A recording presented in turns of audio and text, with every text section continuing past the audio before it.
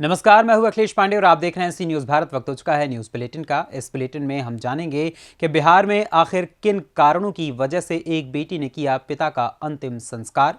भदोही में स्कूल के प्रधानाचार्य नीरज दुबे ने बोर्ड की तैयारियों को लेकर बच्चों को क्या सुझाव दिए, और नेपाल में नया साल मनाने गए भारतीय युवक के साथ ऐसा क्या हुआ जिसने सभी को हैरत में डाल दिया। और भी तमाम खबरों पर आइए विस्तार से करते हैं चर्चा। आज एक दिल दहला देने वाली कहानी बेतिया से सामने आई, जहां हमारे समाज में लड़की एवं लड़कों में फर्क समझा जाता है, लेकिन प्रकाश नगर की अर्चना जायसवाल ने चंपारण की धरती पर इतिहास रच दिया। खबर नरकटियागंज वार्ड नंबर 13 में प्रमोद प्रसाद जायसवाल का निधन उनके घर प्रकाश नगर वार्ड नंबर 13 आवास पर हो गया। बताया जाता है कि उनकी 2 शादी हुई थी, जो पहली पत्नी की 2 पुत्र एवं दूसरी पत्नी के 1 पुत्र एवं 1 पुत्री है, जो उनके मरने के बाद किसी पुत्र ने कंधा तक नहीं दिया, तो यहाँ तक देखने के लिए भी उनके घर पर नहीं आए। जो उनकी पुत्री अर्चना जायसवाल ने बेटी का फर्ज अदा करते हुए कंधों पर अपने पिता के शव को लेकर नरकटियागंज के चीनी मिल घाट पर पहुंची, जहां लोगों ने काफी सराहना करते हुए कहा कि एक मिसाल है। क्योंकि मेरे पापा मेरे लिए भगवान थे और दुनिया के सबसे अच्छे पापा थे। बचपन से लेकर आज तक मुझे बेटा ही कह के बुलाते रहे, बेटी होने का कभी एहसास ही नहीं दिया। हर चीज़ मांगने से पहले देते थे मुझे और हर किसी के लिए बहुत अच्छा करते थे। मैंने ऐसा कुछ नहीं किया जो मेरे पापा ने मेरे लिए किया है। मैंने तो एक छोटा सा फर्ज अदा किया है और बेटा बेटी में कोई फर्क नहीं है। मेरे लिए मैं अपने पापा की बेटा थी सदा और हमेशा बेटा रहूँगी। नाम क्या है? मेरा नाम रचना जायसवाल है। प्रमोद कुमार जायसवाल की बेटी हूँ मैं। उनको क्या हुआ था? बीमार थे, काफ़ी टाइम से बीमार थे, कमज़ोर हो गए थे। हमने हर वो कोशिश करी लेकिन नहीं बचा पाई मैं अपने पापा को। भाई लोग क्यों नहीं आए? आपका भाई क्या बोलूं, भाई क्यों नहीं आए? सबको प्रॉपर्टी चाहिए था, पापा किसी को नहीं चाहिए था। मुझे पापा चाहिए थे, इसलिए मैं पापा के साथ हूँ।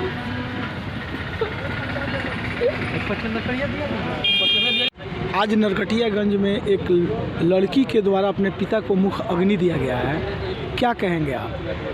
देखिए, लड़का और लड़की का फ़र्क जो है वो समाज में नहीं है। लड़का और लड़की दोनों को समानता के दृष्टिकोण से देखा जाता है। यही कारण है कि आज नरकटियागंज की धरती पर पहली बार किसी लड़की ने अपने पिता को मुखाग्नि दी है। हम लोग उस अंत्येष्टि में शामिल थे और एक अच्छा संदेश भी जाएगा कि समाज में लड़की और लड़का को एक ही दृष्टिकोण से देखा जाता है, उसमें कोई अंतर नहीं होता है। तो मृतक के परिवार में पुत्र भी, उनके पुत्र भी तो थे? जी, मृतक के परिवार में उनके पुत्र थे, लेकिन वो लोग अंत्येष्टि में शामिल नहीं हो सके हैं किसी कारणवश, जिसके कारण लड़की को मुखाग्नि देना पड़ा। क्या नाम हुआ आपका? रत्नेश कुमार, पूर्व सभापति नगर परिषद में। मीडिया के सामने कुछ अपना उनके विचार को, उनके व्यवहार को, प्रमोद कुमार बहुत अच्छे आदमी थे। कुल मिलाकर वो अपने परिवार के लिए, अपने बच्चों के लिए, अपनी बच्चियों के लिए उन्होंने अपना सारा जीवन जो है व्यतीत कर दिया और अपना जितना भी उसने कष्ट उठाया, अपने शरीर से कष्ट उठाया, बच्चों को तकलीफ होने नहीं दिया था। पुत्री को मुख अग्नि देने का क्या कारण हो सकता है? कारण कि अब पुत्र लोग नहीं पहुंचा तो एक व्यवस्था है, कौन देगा मुख अग्नि?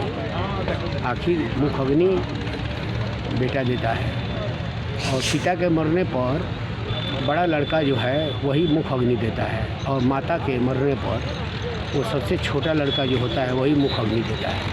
परंतु पुत्र लोग को नहीं आने से अब तो एक बहुत बड़ी साहस की बात है, बहुत बड़ी एक उसकी हिम्मत की बात है, जिसने अपने इस कार्यक्रम को उसने अपने हाथों से संपन्न किया है।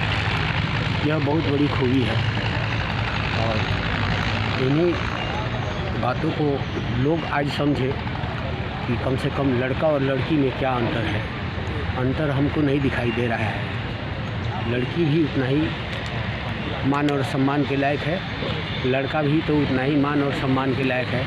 यह बात बच्चों को समझना चाहिए, लड़के लोगों को समझना चाहिए कि माता पिता जो है अपना संपूर्ण जीवन उनके लालन पालन और उनके सजाने संवारने में अपना व्यतीत कर देता है लोग। धन्यवाद। बेतिया से सी न्यूज़ संवाददाता विनोद कुमार की रिपोर्ट। भदोही जनपद अंतर्गत सूर्यावा स्थित पीस कॉटेज स्कूल के प्रधानाचार्य नीरज दुबे ने बोर्ड की तैयारियों को लेकर बच्चों को सुझाव दिए। उन्होंने कहा कि इस समय बोर्ड की परीक्षा नजदीक है और बच्चों को चाहिए कि अपने पूरे मनोयोग से परीक्षा की तैयारी करें। जी सर, जैसा कि 2023 का प्रारंभ हो चुका है और शीतकालीन सत्र इस समय चल रहा है, जैसा कि और बोर्ड के भी एग्जाम नज़दीक है और परीक्षाएं घोषित हो चुकी हैं, कब से होने वाला है, डेट शीट भी आ गया है। तो मैं सबसे पहले 2023 के संदर्भ में बात करते हुए बोर्ड की एग्ज़ाम की तैयारी बच्चे कैसे करें, थोड़ा सा सजेशन अपना दें। जी देखिए, बोर्ड का एग्ज़ाम तो नज़दीक आ ही गया है, डेट शीट भी आ गई है, 15 फरवरी से परीक्षा शुरू हो रही है। तो इसकी तैयारी के लिए कुछ बिंदु हैं जिन पे बच्चों को पहल करना चाहिए। सबसे पहले तो बच्चों को एक टाइम टेबल बनाना चाहिए। टाइम टेबल में अपने सभी सब्जेक्ट को शामिल करना चाहिए और सारे सब्जेक्ट को शामिल करते हुए टाइम डिवाइडेशन करके और प्रत्येक सब्जेक्ट पे समय दे के उसको पढ़ें। कुछ बच्चों की आदत होती है जो उनके फेवरेट सब्जेक्ट्स होते हैं उनकी पढ़ाई करते हैं और उन्हीं को पढ़ते रह जाते हैं। बोर्ड में अच्छे मार्क लाने के लिए आपको ज़रूरी है कि सभी सब्जेक्ट को पढ़ें और उनका रिवीजन करें। रिवीजन प्रत्येक सब्जेक्ट का होना चाहिए, समय से होना चाहिए। इसके लिए बच्चों को आंसर लिखने की प्रैक्टिस करनी चाहिए। आंसर कैसे लिखना चाहिए, अच्छे मार्क्स अगर आपको बोर्ड में चाहिए तो आंसर लिखने के लिए आपकी हैंडराइटिंग अच्छी होनी चाहिए, लिखने का तरीका आपका स्पष्ट होना चाहिए। जो क्वेश्चन आपसे पूछे जा रहे हैं उनका जवाब आप अच्छी तरह से दें, बीच में कोई रुकावट न हो। अपने शब्दों को, सही शब्दों का इस्तेमाल करते हुए आप अपने प्रश्नों का उत्तर दें। जी, जैसा कि समय बहुत कम है सर, 1 महीने के आसपास ही समय बचे हैं और बच्चे कहीं ना कहीं इस समय एग्जाम से अपने आप को लाइटली ले लेते हैं, तो कहीं ना कहीं इसका परिणाम भी उनको भुगतना पड़ता है। तो कम समय में और अच्छा बेहतर करने के लिए आप थोड़ा सा इसके लिए बच्चों को नोट्स बनाना चाहिए जी। एक नोट्स ऐसा होना चाहिए जिसमें आपकी महत्वपूर्ण बातें हों और फास्ट रिवीजन के लिए आपका नोट्स बहुत अच्छा काम में आता है। नोट्स बनाने के बाद जब आप परीक्षा की तैयारी कर रहे हों तो सभी क्वेश्चंस जो आपने तैयार किया है उनको लिखने की भी प्रैक्टिस करनी चाहिए। आप लिख रहे हैं, आपकी जो गलतियां हो रही हैं वो आपको पकड़ में आएंगी, आप कहाँ भूल रहे हैं उन सब में भी सुधार आप कर सकते हैं। Thank you. भदोही से सी न्यूज़ संवाददाता नितेश उपाध्याय की रिपोर्ट। महाराजगंज जनपद के कोल्हुई कस्बा निवासी आशीष मदेशिया नामक युवक 1 जनवरी को नया साल मनाने नेपाल गया हुआ था, जिसकी संदिग्ध परिस्थितियों में नेपाल के भैरहवा में मौत हो गई। नेपाल से एम्बुलेंस के जरिए युवक का शव कोल्हुई पहुंचा, जिसके बाद परिजनों का रो रो कर बुरा हाल हो गया है। आपका कहाँ के रहने वाले हैं, जो घटना हुई है किस प्रकार की घटना हुई और कहाँ हुई? मैं प्रेम मदेशिया पूर्व वाइस चेयरमैन नौतनवा का निवासी हूँ।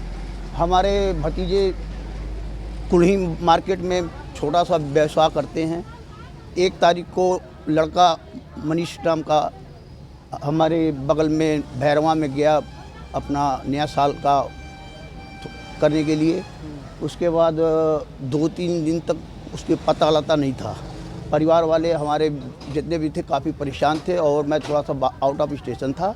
हाँ, उसके बाद आने के बाद हम भैरवा गए। भैरवा जाने के बाद वहाँ पे पता किए तो कहीं कुछ पता नहीं चल रहा था। तो वहाँ जो थाना है जिला प्रहरी कार्यालय, मैं वहाँ अधिकारी से मिला। अधिकारी से मिलने के बाद काफ़ी छानबीन हुआ तो भी नहीं पता चला। फिर बाद में पता चला कि ये डेड बॉडी क्या नाम है भीम हॉस्पिटल में पड़ा हुआ है, इंडियन लड़के का है। तो उन्होंने मोबाइल, उस लड़के का मोबाइल का नंबर उस अधिकारी ने हमको दिखाया, उसका फ़ोटो उस पर का नाम स्क्रीन पे था, तो हमने उसका शिनाख्त किया। ज़्यादा हम नहीं बोलना चाहता हूँ, बोलना ये चाहता हूँ कि भैरवा से सनोली चौकी 3 किलोमीटर मात्र है। कम से कम वहाँ के जो का नाम है पुलिस प्रशासन है, उन लोगों को का नाम है इन्फॉर्मेशन देना चाहिए था, ताकि यहाँ के परिवारों को समय से पहले का नाम जानकारी हो और अब डेड बॉडी को ले आवे।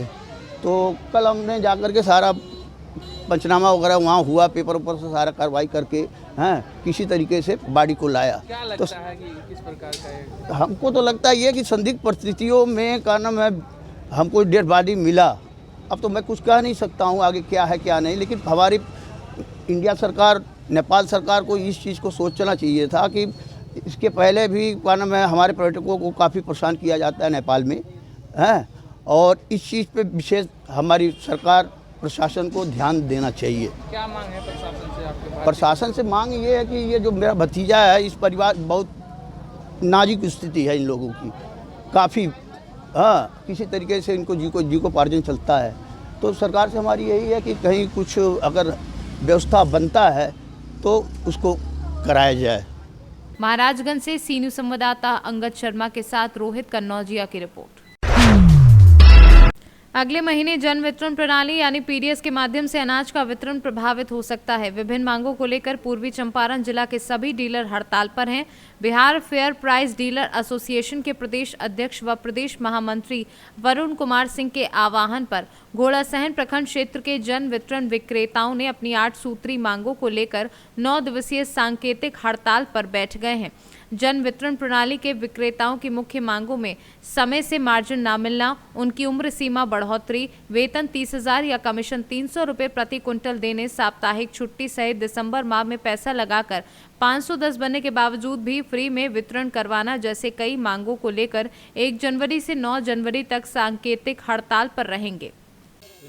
बिहार फेयर प्राइस एसोसिएशन के प्रदेश अध्यक्ष एवं प्रदेश महामंत्री वरुण कुमार सिंह के आह्वान पर हम लोग बिहार के जन वितरण प्रणाली विक्रेता के समय से मार्जिन मनी न मिलना, वेतन 30,000 रुपया, कमीशन 300 रुपये कुंटल को लेकर हम लोगों ने आज हड़ताल किए हैं। 1/1/2023 से लेकर 9/1/2023 तक हम लोग हड़ताल पर रहेंगे। हम लोग अपनी मांग सरकार से करते हैं कि हमारी मांग को पूरा किया जाए। 9 सूत्री हम लोग का मांग है, जिसमें अनुकंपा भी है, और 2020 से हम लोग का बकाया राशि अप्रैल से बाकी है, वो भुगतान किया जाए। हम लोग को जो दिसंबर माह में SIO लगा हुआ है उसका पैसा वापस करे सरकार, तभी हम लोग वितरण शुरू करेंगे। हम लोग का मानदेय 30,000 रुपया या कमीशन 300 रुपये कुंटल सरकार दे। क्या नाम है आपका? मेरा नाम मोहम्मद वसी अख्तर, घोड़ासहन पंचायत उत्तरी डीलर। मोतिहारी से सी न्यूज़ संवाददाता नवेंदु कुमार की रिपोर्ट। प्रयागराज जिले के मेजा थाना क्षेत्र के कोडार चौकी क्षेत्र के कोडारपुर पर बड़ा हादसा। सैकड़ों कुंटल धान लदा ट्रैक्टर ट्रॉली अनियंत्रित होकर डिवाइडर तोड़कर टोंस नदी में गिरा। ड्राइवर भी ट्रैक्टर ट्रॉली के साथ में नदी में समाया। सूचना पाकर करछना व मेजा पुलिस मौके पर पहुंची। नाव वाले ड्राइवर की तलाश में उतरी। मेजा के कोडार घाट की तरफ से करछना की तरफ आ रहा था ट्रैक्टर।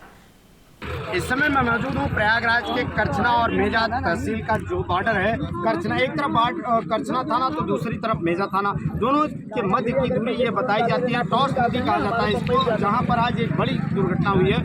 बताया जा रहा है ट्रैक्टर टाली पर धान लाद करके किसान जा रहा था कहीं जो है मेल पर देने के लिए, और उसी दरमियान ये घटना हुई है। टॉस नदी पर ये पुल के बीचों बीच अनियंत्रित ट्रैक्टर टाली सहित जो है धान लदा हुआ, और आप देख सकते हैं टॉस नदी के अंदर घुस गया है। हम जो क्षेत्रीय लोग हैं, स्थानीय लोग हैं, जिनको जानकारी के बाद यहाँ लोग मौजूद हैं, उनसे हम जानकारी करते हैं। भैया किस तरीके की घटनाओं की कुछ जानकारी हो पाई आप लोगों को? कैसे आप लोग मालूम है? हम तो अभी आए हैं, तुरंत आए हैं, आप पहले से आए हुए आदमी हैं, उन्हीं लोग। तो कैसे जानकारी क्या हो पाई है? कुछ मिल पाया है कि क्या कारण? प्रशासन वगैरह क्या कुछ व्यवस्थित अभी आ गया है? अपना जो है कुम्हार चौकी और करछना थाना जो है अभी आया हुआ है, वो लोग अपना जांच पड़ताल कर रहे हैं, देखिए आगे होता। हम और लोगों से जानकारी लेना चाहेंगे, हमारे साथ और लोग जुड़े हुए हैं। ये घटना दादाजी, ये घटना जो हुई है किस तरीके की घटना थी और कितने बजे घटना है, कुछ जानकारी हो पाई आप लोग? एक घंटा मान के चलिए, लगभग मान चलिए आप 9 बजे तक मान के लिए 9 बजे एक घंटे की है। करके चले यहाँ, थोड़ा हाइट था इसलिए चैंपियन हुआ होगा, इसलिए वो क्या कहते हैं, इसीलिए नदी में ये जो जानकारी मिल रही है लगातार आप लोगों ने कहा हाइट ज्यादा है और लोडिंग ज्यादा थी, इसकी वजह से जो हाइट थी, गाड़ी उड़ी आ रहा था। इसमें क्या प्रशासन, ये जो स्थानीय प्रशासन है उस पर रोक नहीं लगा सकती, जबकि शासन का आदेश है कि डग्गा मार वाहनों को और जो अतिरिक्त भार लेकर चल रहे हैं उन पर नियंत्रण रखा जाए, लेकिन कहीं न कहीं उसी की वजह नहीं है, सब अपना मनमानी करते हैं फिलहाल। आज उसकी बदौलत एक परिवार की क्षति हुई है, इसके बारे में क्या कहना चाहिए? कहीं न कहीं हमारी लापरवाही है, हम लोगों की लापरवाही के चलते जो भी जिम्मेदार व्यक्ति हैं, जो भी प्रशासनिक अमला है, वो किस तरीके की जिम्मेदारी निभा रहा है, ये जानकारी है। तो जैसा कि अभी बात सर, यहाँ के स्थानीय लोगों द्वारा हमें बताया गया, गांव में फोन गए कि एक ट्रैक्टर यहाँ स्वराज पलटा हुआ है, इस पर हम लोग भाग कर आए, यहाँ देखे हमारे गांव का ही ट्रैक्टर है। कौन सा गांव है आपका? राम चांदी फकीर। और डूबने वाले व्यक्ति का नाम पता जानते हैं? ट्रैक्टर ड्राइवर थे या मालिक? मालिक ड्राइवर दोनों थे। अच्छा, तो कितने बजे घटना है ये? लगभग 7 के आसपास। अच्छा, तो घर से कहाँ ले जा रहे थे ये ट्रैक्टर? ये नैनी जा रहा। शासन को लेना चाहिए, पब्लिक क्या करेगा, हम लोग क्या करेंगे भैया? लगभग 3 घंटे से 4 घंटे हो गए भैया जी। 4 घंटे से अभी तक कचना प्रशासन नहीं आया है। कोहड़ार के 2 सिपाही चौकी वाले हैं बस है, और कोई नहीं आया है। न तो गोताखोर आया अभी तक, न तो क्रेन हेडर आया, न कोई प्रशासन आया है यहाँ पे।